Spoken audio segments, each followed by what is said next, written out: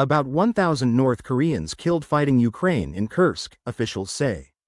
Western officials have told the BBC that North Korean troops have already suffered nearly 40% casualties in the fighting in Russia's western Kursk region in just 3 months.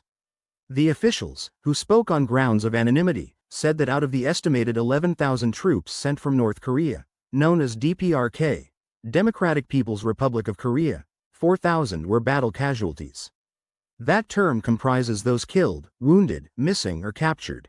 Of the 4,000, the officials said around 1,000 are believed to have been killed by mid-January. These losses, if confirmed, are unsustainable by the North Koreans.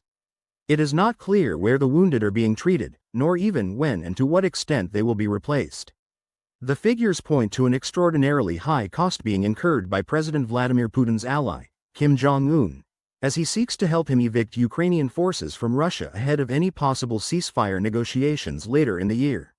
Ukraine launched a lightning thrust into the Russian oblast of Kursk last August, taking Russian border guards by surprise. The government in Kyiv made it clear at the time that it had no intention of holding onto the territory seized, merely to use it as a bargaining chip in future peace negotiations. Ukraine's early gains in Kursk have since been steadily pushed back, partly due to the arrival in Russia of the North Koreans in October. But Ukraine still retains several hundred square kilometers of Russian territory and is inflicting huge losses on its enemy. The North Korean troops, reportedly from an elite unit called the Storm Corps, appear to have been thrown into the fight with comparatively little training or protection.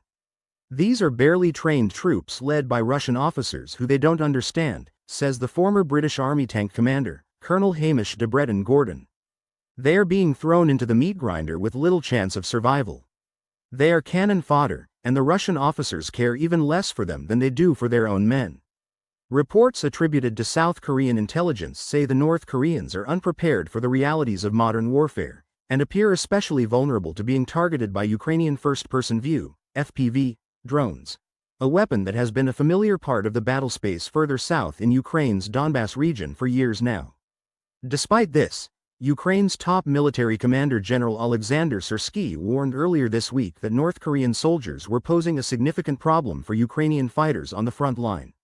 They are numerous. An additional 11,000 to 12,000 highly motivated and well-prepared soldiers who are conducting offensive actions.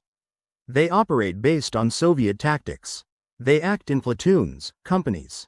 They rely on their numbers, the general told Ukraine's TSN Tizhden news program.